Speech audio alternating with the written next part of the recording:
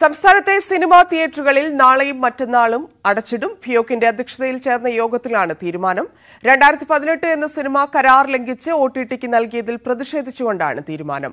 നാമി ദിനേശ് ചേരുന്നു. നാമി, എന്തുകൊണ്ടാണ് ഫിയോക്ക് ഇങ്ങനെ ഒരു തീരുമാനത്തിലേക്ക് 2 ദിവസം തിയേറ്റർ അടയ്ക്കുക എന്ന തീരുമാനത്തിലേക്ക് പോയിരിക്കുന്നത്?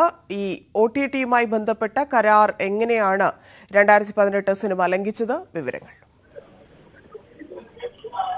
തിയേറ്റർ ഉടമകളുടെ യോഗത്തിൽ ഫിയോക്ക് യോഗത്തിലാണ് ഇത്തരമൊരു തീരുമാനമെടുത്തത്. അതായത് 40 നിർമ്മാതാക്കളും തിയേറ്റർ ഉടമകളും തമ്മിലുള്ള ധാരണ പ്രകാരം ഒരു ചിത്രം തിയേറ്ററിൽ റിലീസായാൽ 42 ദിവസത്തിന് ശേഷമായിരിക്കണം അത് OTTയിൽ റിലീസാകേണ്ടത്. 2018 എന്ന ചിത്രത്തെ സംബന്ധിച്ച് 36ാമത്തെ ദിവസമാണ് ഇപ്പോൾ ചിത്രം തിയേറ്ററുകളിൽ സോണി ലിവിൽ OTT പ്ലാറ്റ്ഫോമായ സോണി ലിവിൽ പ്രദർശിപ്പിക്കാൻ നാളെ അത് ചിത്രം OTTയിൽ റിലീസ് ചെയ്യുന്നത്. ഈ കരാർ ലംഘിച്ചതിനെ തുടർന്നാണ് ഇത്തരമൊരു പ്രതിഷേധത്തിലേക്ക് തിയേറ്ററുകളുടെ സംഘടന എത്തിയിരിക്കുന്നത്. 2 ദിവസം സൂചനാ പണിമുടക്ക് എന്ന രീതിയിലാണ് ഇവർ തീരുമാനിച്ചിരിക്കുന്നത്. അല്പസമയത്തിനകം തന്നെ ഇത് തിയേറ്റർ സംഘടനകൾ വാർത്താ സമ്മേളനം വിളിക്കുന്നുണ്ട്. അതിൽ വ്യക്തമായി ഇവർ കാര്യങ്ങൾ അറിയിക്കുകയും ചെയ്യും. 2018 എന്ന ചിത്രമാണ് ഇപ്പോൾ ഇവരുടെ ഒരു കരാർ ലംഘിച്ച് ഇത്തരത്തിൽ OTT പ്ലാറ്റ്ഫോമിൽ റിലീസ് ചെയ്യാൻ എത്തിയിരിക്കുന്നത്. ഇതിൽ പ്രതിഷേധിച്ചാണ് തിയേറ്റർ ഉടമകളുടെ സംഘടന 2 ദിവസം സൂചനാ പണിമുടക്ക് എന്ന രീതിയിൽ തിയേറ്ററുകൾ അടച്ചിടാൻ തീരുമാനിച്ചിരിക്കുന്നത്. ഈ 2 ദിവസം ഓൺലൈൻ വഴി ടിക്കറ്റ് ബുക്ക് ചെയ്തിരിക്കുന്നവർക്ക് പണം തിരികെ നൽകുവാനും യോഗത്തിൽ തീരുമാനമായിട്ടുണ്ട്. ശരി, നന്ദി. SFI സംസ്ഥാന സെക്രട്ടറി PM മാർഷോയുടെ മാർക്ക് ലിസ്റ്റിൽ വിവാദം. എറണാകുളം മഹാരാജാസ് കോളേജിലെ 3ാം സെമസ്റ്റർ ആർക്കിയോളജിയുടെ മാർക്ക് ലിസ്റ്റിൽ ഒരു വിഷയത്തിലും മാർക്ക് കാണിച്ചിട്ടില്ല. എന്നാൽ പാസ്സായി എന്നാണ് ലിസ്റ്റിലുള്ളത്. സാങ്കേതിക തകരാറാണ് കാരണമെന്ന് കോളേജ് പ്രിൻസിപ്പൽ വ്യക്തമാക്കി. വിവാദമായതിനു പിന്നാലെ മാർക്ക് ലിസ്റ്റ് വെബ്സൈറ്റിൽ നിന്ന് നീക്കി. മഹാരാജാസ് കോളേജിൽ ഇന്റഗ്രേറ്റഡ് ആർക്കിയോളജി ബിരുദാനന്തര ബിരുദം 3ാം സെമസ്റ്റർ വിദ്യാർത്ഥിയാണ് SFI സംസ്ഥാന സെക്രട്ടറിയായ PM മാർഷോ. മാർച്ച് 23-ന് പുറത്തിറങ്ങിയ ആർക്കിയോളജിയുടെ 3ാം സെമസ്റ്ററിന്റെ മാർക്ക് ലിസ്റ്റിലെ ആർഷോയുടെ മാർക്കുമായി ബന്ധപ്പെട്ടാണ് പുതിയ വിവാദം. ആർഷോയുടെ മാർക്ക് ലിസ്റ്റ് എല്ലാ വിഷയത്തിനും 0 മാർക്കാണ് രേഖപ്പെടുത്തിയത്. എന്നാൽ പാസ്സായി എന്നാണ് ലിസ്റ്റിൽ രേഖപ്പെടുത്തിയിട്ടുള്ളത്. ഒരു സെമ്മിന്റെ റിസൾട്ട് വരുന്നത് എല്ലാ വിദ്യാർത്ഥികളെയും ഒരു ഡോക്യുമെന്റിലാണ് വരുന്നത്. ആ ഡോക്യുമെന്റിൽ ആർഷോ എന്ന വ്യക്തിയുടേത് മാത്രം ഒറ്റ സബ്ജക്റ്റും വിഷയവും ഇല്ലാതെ പാസ്ഡ് എന്ന് കാണിക്കുകയും അത് പിന്നെ ആരും ശ്രദ്ധിക്കാതെ മാർച്ച് 23-ാം തീയതി വന്ന റിസൾട്ടാണ് ഇന്ന് ജൂൺ 3 മാസത്തിന് ശേഷം ജൂൺ 6-ാം തീയതി ഞങ്ങൾ പറഞ്ഞത് നിമിത്തം ഇവിടെ വെബ്സൈറ്റിൽ നിന്ന് ഡിലീറ്റ് ചെയ്തിട്ടുള്ളത്. സംഭവം വിവാദമായതോടെ കോളേജിലെ വെബ്സൈറ്റിൽ നിന്ന് മാർക്ക് ലിസ്റ്റ് മഹാരാജാസ് കോളേജ് അധികൃതർ നീക്കി. മാർക്ക് ലിസ്റ്റ് തയ്യാറാക്കിയ NICയുടെ സോഫ്റ്റ്വെയർ തകരാറാണ് കാരണമെന്നും അത് പരിഹരിക്കാൻ ശ്രമിക്കുകയാണെന്നും കോളേജ് പ്രിൻസിപ്പൽ VS ജോയ് പറഞ്ഞു. വാല്യൂ എല്ലാം 0 ആയിട്ട് കിടക്കുന്നു. റിസൾട്ടിന്റെ അവിടെ പാസ് എന്ന് പറഞ്ഞു. മാത്രമല്ല ഇവിടെ SCP ഒരു ടെക്നിക്കൽ എററാണ്. അതായത് പിന്നെ ഇത് സോഫ്റ്റ്വെയർ എററാണ്. NIN എന്നാണ് കാണിക്കുന്നത്.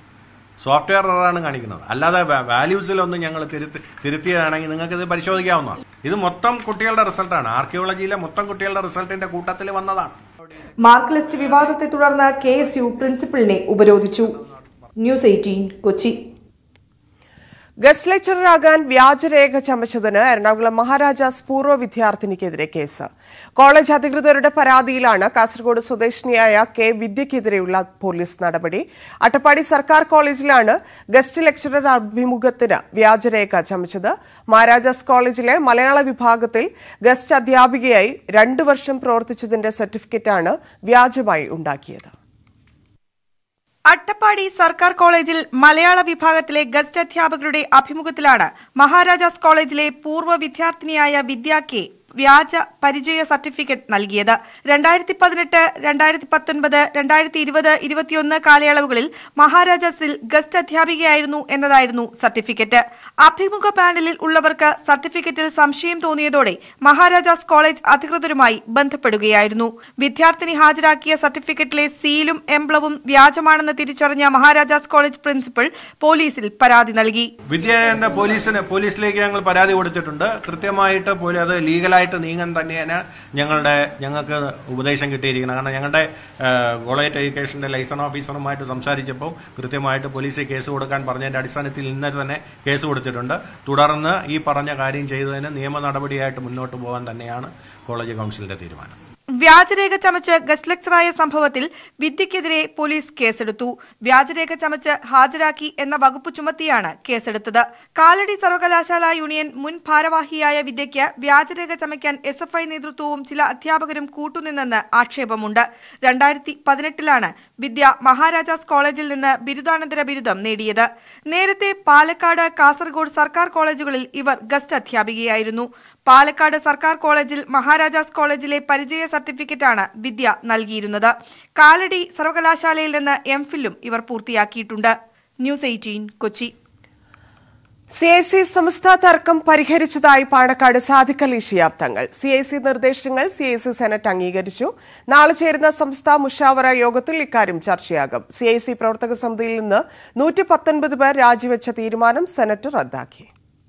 സംസ്ഥാന നേതാക്കളുമായിട്ട് ഞങ്ങളൊക്കെ നടത്തിയ ചർച്ചയുടെ അടിസ്ഥാനത്തിൽ ഉണ്ടായ നിർദ്ദേശങ്ങൾ അത് CIC സെനറ്റിൽ അവതരിപ്പിക്കുക എന്നുള്ളതാണ് അന്ന് ഒരു നിർദ്ദേശം ഉണ്ടായത്.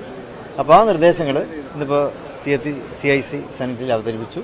അവരത് പരിപൂർണമായും ഏക മനസ്സോടെ അംഗീകരിക്കുകയും ചെയ്തു. ഇത് ഇനി സംസ്ഥയുടെ ഉന്നത നേതാക്കൾക്ക് അത് റിപ്പോർട്ട് ചെയ്ത് അവരുമായി ഒന്നുകൂടി ഇരുന്നതിന് ശേഷം ഇതിൻ്റെ അന്തിമ തീരുമാനം അറിയിക്കുന്നതാണ്. ഇടവേളയിലേക്ക് എത്താം. ഈ വാർത്തയുടെ വിശദാംശങ്ങളുമായി CV അനുമോദ് ചേരുന്നുണ്ട്. അനുമോദ്, കൂടുതൽ വിവരങ്ങൾ. ധന്യ, സമസ്ത CIC പ്രശ്നത്തിന് ഒരു പരിഹാരമായി എന്ന് തന്നെ വേണം കരുതാൻ.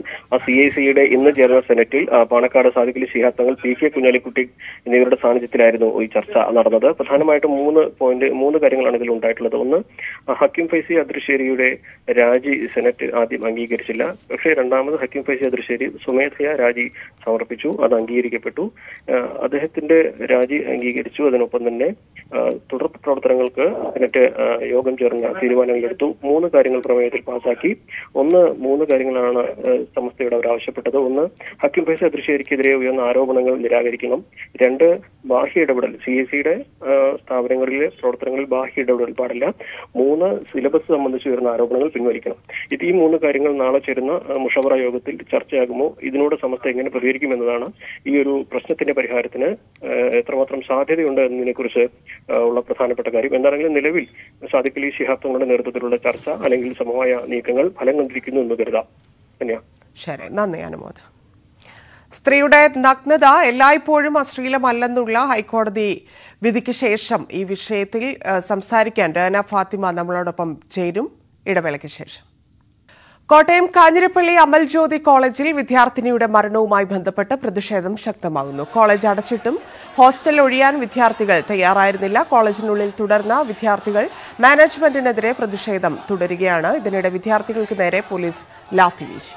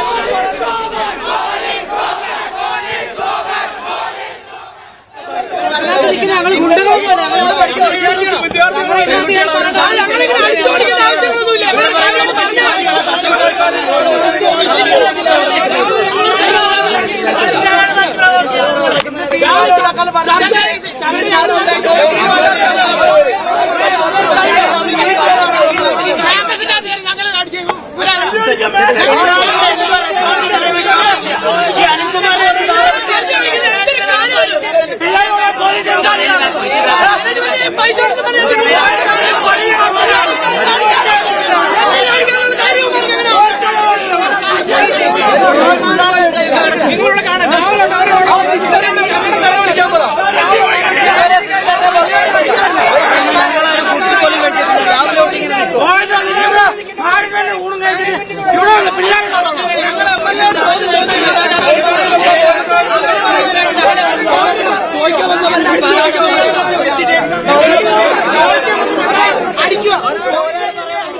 ശ്രീജിത്ത് ചേരുന്നു. ശ്രീജിത്ത്, വിദ്യാർത്ഥികൾ ചോദിക്കുന്നത് പോലെ ഗുണ്ടകളൊന്നും അല്ലല്ലോ, ഒരു പെൺകുട്ടി ആത്മഹത്യ ചെയ്യുന്നു, അതിൽ എന്ത് സംഭവിച്ചു എന്ന് അറിയാനുള്ള അവരുടെ അവകാശമാണ്. അത് ചോദ്യം ചെയ്യുമ്പോഴാണ് ഇത്തരത്തിൽ പോലീസിനെ ഇത്രയധികം പോലീസുകാരെ വെച്ചിട്ട് ഇവരെ അടിച്ചോടിക്കുന്ന അവസ്ഥ എന്നൊക്കെ പറയുമ്പോൾ എന്തൊരു ബുദ്ധിമുട്ടുണ്ടാക്കുന്നതാണ്. എന്താണ് അവിടെ സംഭവിക്കുന്നത്?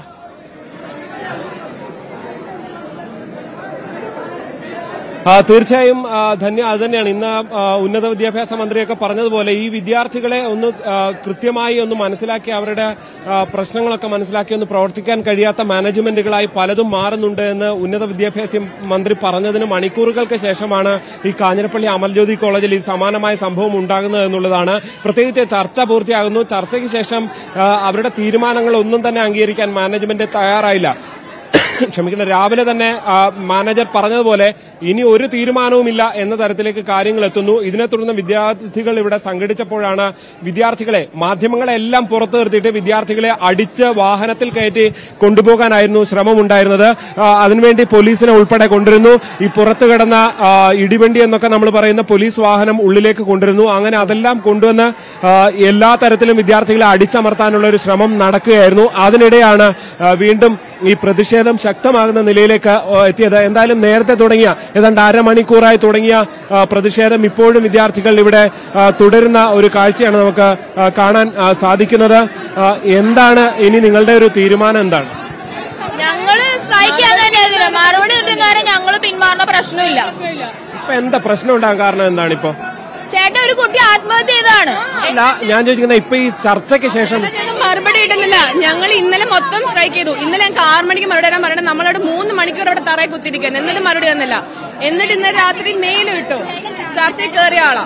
എന്താണ് അമ്മൻ, എന്താണ് പറയാനുള്ളത്? നമ്മൾ ചർച്ചയ്ക്ക് നിന്നെന്ന് വെച്ച് കഴിഞ്ഞാൽ നമ്മൾ പല കാര്യങ്ങൾക്ക് ഓൺലൈൻ്റെ ഫുൾ കാര്യങ്ങൾ സംസാരിക്കാൻ വേണ്ടി ചർച്ചയ്ക്ക് കയറിയത്. പക്ഷെ അവിടെ നടന്നതെന്ന് പറഞ്ഞു കഴിഞ്ഞാൽ നമ്മൾ മാനേജറിനെതിരെ ആരോപിച്ച കാര്യങ്ങൾ മാത്രം സംസാരിക്കാനുള്ള ചർച്ചയായിരുന്നു അകത്ത് നടന്നത്. നമ്മൾ കുറെ കാര്യങ്ങൾ അവരുടെ കൺമുമ്പിൽ കൊണ്ടുവന്നു. പക്ഷെ അതൊന്നും നമുക്ക് അനുകൂലമായ വിധി വന്നിട്ടില്ല. മാജിസ്ട്രേറ്റ് ഞങ്ങൾ പറഞ്ഞ കാര്യങ്ങൾക്ക് എതിർക്കുകയാണ് ചെയ്തത്. മാജിസ്ട്രേറ്റ് അങ്ങനെ ഒരു കാര്യമേ ചെയ്തിട്ടില്ലെന്നാണ് നമ്മുടെ അടുത്ത് പറയുന്നത്. നമ്മുടെ തെളിവുണ്ട്, എല്ലാം ഉണ്ട്. പക്ഷെ മാജിസ്ട്രേറ്റ് അത് ചെയ്തില്ല എന്നാണ് പറയുന്നത്. നമ്മൾ പല ക്വസ്റ്റ്യൻ ചോദിച്ചിട്ടുണ്ട്, അവർ അതിന് ആൻസർ ഒന്നും പറഞ്ഞിട്ടില്ല. പിന്നെ എന്തിനാണ് ഇവരൊന്നും ചെയ്തില്ല? പിന്നെ എന്തിനാ ഇവര് മാറിയിരുന്നത്? എന്തിനാ ഒളിച്ചത്? അന്ന് അവർക്ക് അപ്പൊ തന്നെ പറയാൻ വയ്യേ? ഞങ്ങൾ 3 കാര്യങ്ങൾ ഡിമാൻഡ് ചെയ്യുന്നു. ഒന്ന് HOD കാണണം, ഒന്ന് ജോസ്ലി മിസ്സിനെ കാണണം, പിന്നെ മായെ കാണണം, മായ സിസ്റ്ററിനെ കാണണം. HOD കാണിച്ചു, ഈ ടീച്ചറിനെ കാണിച്ചു, ഈ മായ സിസ്റ്ററിനെ മാത്രം കാണിക്കുന്നില്ല. അതെന്തുകൊണ്ടാണ് നമ്മൾ ചോദിക്കുന്നത്? ഇതുണ്ടായ കാരണമല്ല ഇവരിങ്ങനെ കാണിച്ചത്. മാത്രമാണ് പിന്മാറിയിരിക്കുന്നത്. ചോദിക്കാൻ ചെന്ന പിള്ളേരോട് പറഞ്ഞ് നിങ്ങൾ ഉത്തരവാദികളാണെന്നാണ് ഈ ചേച്ചിയുടെ മരണത്തിന്.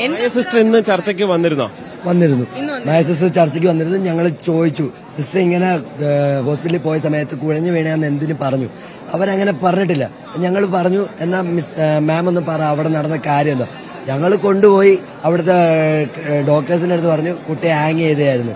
പക്ഷെ വെളിയിൽ പബ്ലിക് അറിയാതിരിക്കാൻ വേണ്ടി അവിടെ 2-3 ആൾക്കാർ നിന്നപ്പം കാഷ്വാലിറ്റിയിലുള്ള മറ്റ് പേഷ്യൻസിന്റെ ബൈസ്റ്റാൻഡേഴ്സ് നിന്നപ്പം അവരടുത്ത് പറഞ്ഞത് കുഴഞ്ഞു വീണെന്നാണ്. ആ ഒരു രീതിയിലാണ് ഞങ്ങൾ സംസാരിച്ചത്. അപ്പൊ ഈ മറ്റേ നമുക്ക് മൊഴി തന്ന പുള്ളി കള്ളം പറയുകയാണെന്നാണ് നമ്മുടെ അടുത്ത് പറഞ്ഞത്. ആ പുള്ളിയുടെ ഡീറ്റെയിൽസ് നമ്മുടെ കയ്യിലുണ്ട്, എല്ലാ കാര്യങ്ങളും ഉണ്ട്.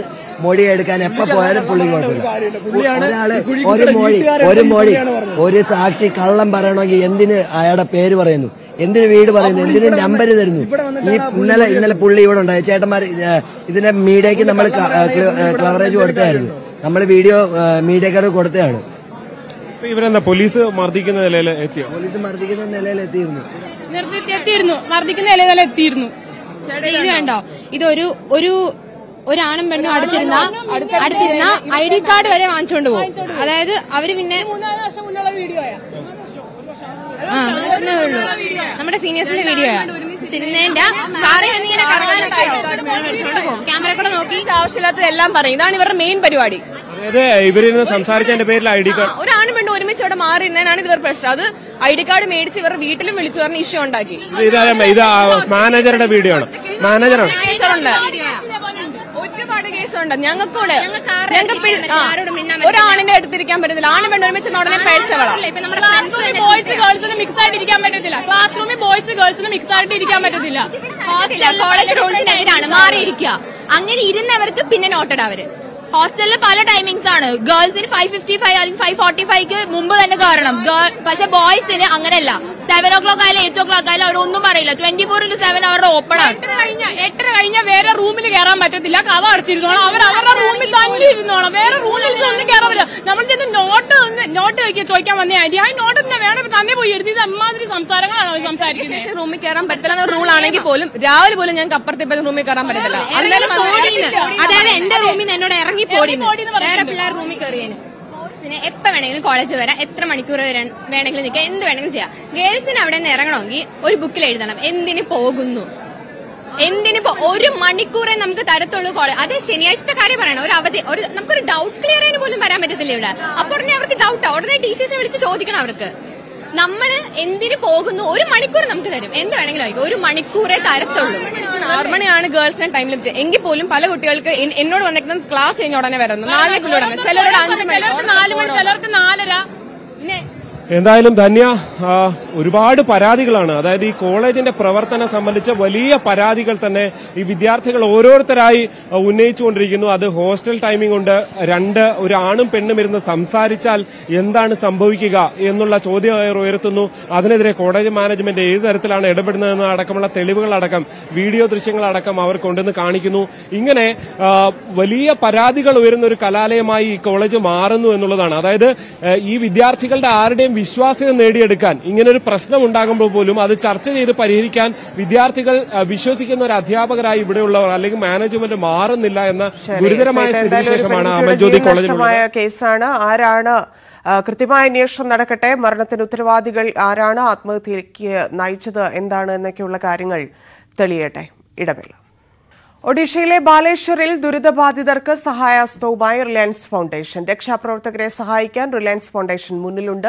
ഫൗണ്ടേഷന്റെ ഓൺ സൈറ്റ് ടീമുകൾ രക്ഷാപ്രവർത്തനത്തിലും ദുരിതാശ്വാസ പ്രവർത്തനങ്ങളിലും സഹായിക്കുന്നുണ്ട്. രക്ഷാപ്രവർത്തനം നടത്തുന്നവർക്കായി കമ്മ്യൂണിറ്റി കിച്ചൺ പ്രദേശത്ത് സ്ഥാപിച്ചു. ബാലേശ്വറിലെ ബർനാഗ ഗ്രാമത്തിലെ അപകട സ്ഥലത്ത് കുപ്പിവെള്ളം, അടിയന്തര മരുന്നുകൾ എന്നിവയും റിലയൻസ് ഫൗണ്ടേഷൻ എത്തിച്ചു. ഇന്നത്തെ സ്വർണം, വെള്ളി, പ്ലാറ്റിനം നിരക്കുകൾ. തരകൻസ് റോയൽ ജ്വല്ലറി ഇന്നത്തെ സ്വർണ്ണവില ബ്രോട്ട് യു ബൈ അനധികൃത വിൽപ്പനക്കാരിൽ നിന്നും സ്വർണം വാങ്ങി ഇനി ആരും വഞ്ചിതരാവരുത്. Tharakans royal jewellery, Kunnamkulam. സ്വർണം ഗ്രാമിന് 5550 രൂപ, പവന് 44,400 രൂപ. വെള്ളി ഗ്രാമിന് 78 രൂപ, കിലോ 78,000 രൂപ. പ്ലാറ്റിനം ഗ്രാമിന് 3615 രൂപ. തരകൻസ് റോയൽ ജ്വല്ലറി ഇന്നത്തെ സ്വർണ്ണവില ബ്രോട്ട് യു ബൈ അനധികൃത വിൽപ്പനക്കാരിൽ നിന്നും സ്വർണം വാങ്ങി ഇനി ആരും വഞ്ചിതരാവരുത്. Tharakans royal jewellery, Kunnamkulam. Ladies band പൂർണ്ണമാവുന്നു. നമസ്കാരം.